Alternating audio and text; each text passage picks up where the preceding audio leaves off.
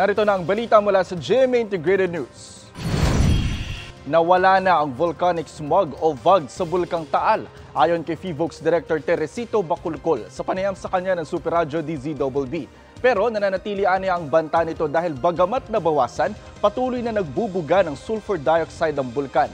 Base sa datos ng PHIVOLCS, 2,730 tons per day ang naitalang emission sa nakalipas na 24 oras. Wala namang naitalang volcanic earthquake. Nananatili sa Alert Level 1 ang Bulkang Taal. Para sa mas malaking misyon at mas malawak na paglilingkod sa bayan, ako po si Jonathan Andal ng GMA Integrated News, ang News Authority ng Pilipino.